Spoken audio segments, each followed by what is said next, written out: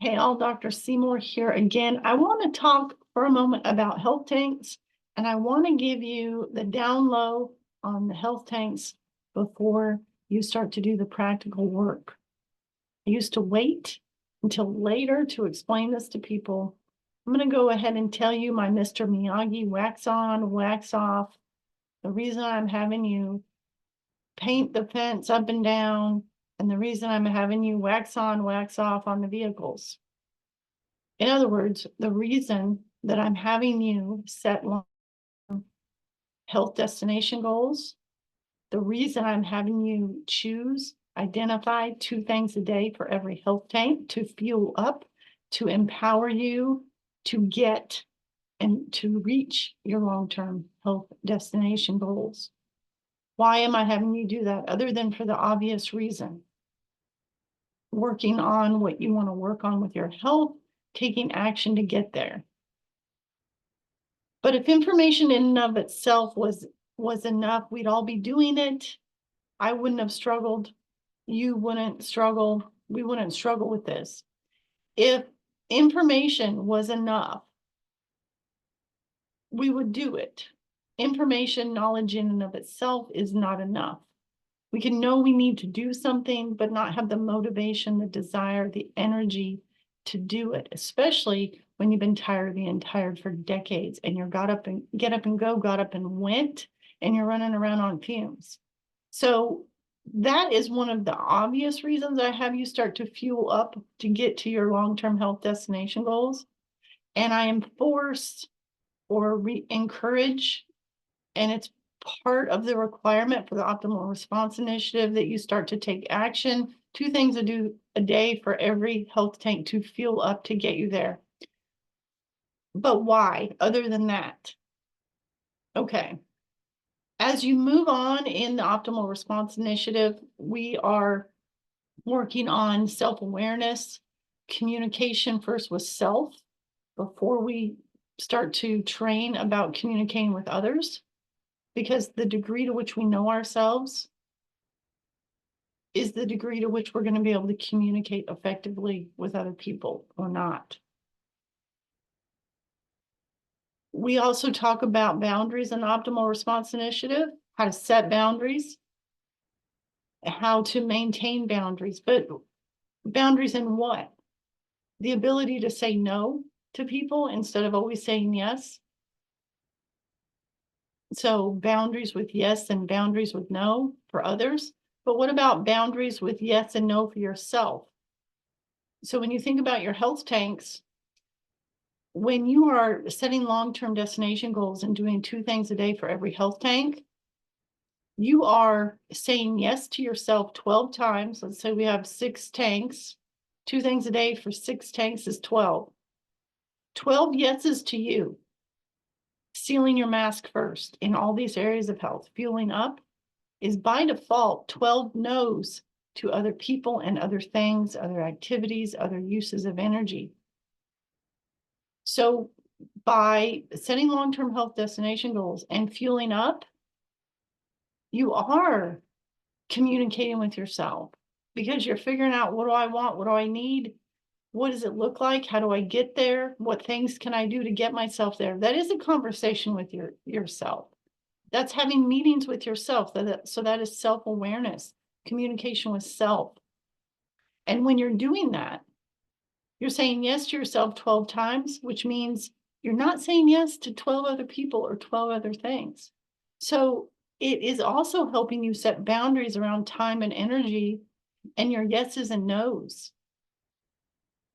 Okay? So filling your tanks, taking action to fill those tanks, to move towards your goals, is the foundation for everything that you will learn in the optimal response initiative and beyond.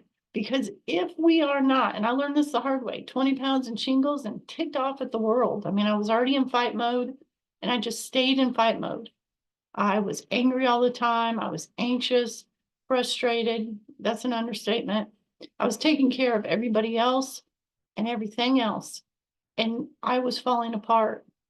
So I didn't know that self-care was not selfish.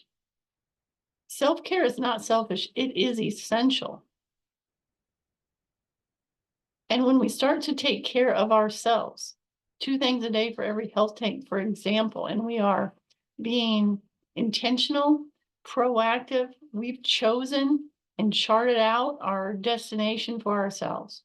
That is empowering because we are deciding, we're taking the time to have a meeting with ourselves and decide what we need, what we want, and what it looks like. So yeah, we know we need to drink water, we need to eat an apple, we need to exercise, yada, yada. If that's all we needed to know was what we needed to do, we'd all be doing it. But when we start to realize how it is intricately, intimately connected with every other skill, communication, boundaries, recalibrating your stress response, learning how to breathe differently. I mean, doing breathing exercises, taking 10 minutes to sit outside and practice diaphragmatic breathing, that's saying yes to yourself. It's also recalibrating that stress response from 1 to 100. If your baseline is 99.9 all the time, you got this much room for give a darn, which means you're going to be stuck in that reactive trap of survival mode. So when I say yes to myself and I practice my diaphragmatic breathing or my non-sleep deep rest, when I say yes to myself and get up at 4:30 and do my workout for 45 to 50 minutes, that's saying yes to myself, and it's saying no to other things. When I say no to certain things regarding things in the evening, Netflix or different foods or different activities I could be doing on the phone or this, that, and the other, when I say no to myself and I go to bed at a set bedtime, that's saying yes to me for my health, to get all those benefits of decent sleep as far as what I can do regarding my sleep. I can turn off Netflix. I can do deep breathing and I can go to bed and work on recalibrating, not being on the phone, not eating spicy chips and then wondering why I can't sleep at 10 p.m., for example. So the Mr. Miyagi, why am I having you paint the fence up and down? Why am I having you do the wax on, wax off? The health tanks is the answer to all your issues. I mean, I sound like I'm selling you some kind of, fancy car with no engine in it, but it's got an engine in it. The vehicle is you. You got to take care of yourself. And when you learn to say yes to yourself and no, and this leads to setting boundaries. It leads to better communication with self and others. It leads to an ability to recalibrate the stress response to a lower baseline. It leads to being able to recognize the cycles and styles of relating with self and others that are healthy or not so healthy. So this is key. So that is the down low secret on the health tanks. You've got the practical surface obvious knowledge. Why are we doing the health tanks? And you got to do it, because if you don't do it, the rest is going to be a wash. It's going to be a waste of time. If you skip the tanks and you just try to focus on the other stuff, it's not going to work. Because unless you are communicating with yourself in regard to where you want to go with your health and taking action consistently every day to fuel that tank to help you get there, you're not communicating with yourself. You're ignoring yourself. So why learn about communication when you're ignoring yourself? Why try to set boundaries when the floodgates are open regarding time and energy and what you're doing and who you're doing it for and how you're doing it, right? So I can't say this enough. Health tanks. The most powerful thing you're going to do with your health and your quality of life is set those long-term health goals and then fill your tanks 2 tanks a day for every tank. So take this seriously and recognize that it is intricately and intimately tied to all the other things you need and want, whether you know it or not yet. All right? So that's my Mr. Miyagi secret. We're going to talk more about it, but I decided I'm going to go ahead and tell you from the get-go how this stuff is tied together so that you can have a sense of, the why. And it does matter, and it is important. You matter, and you're important. So stay alert, stay alive, and thrive.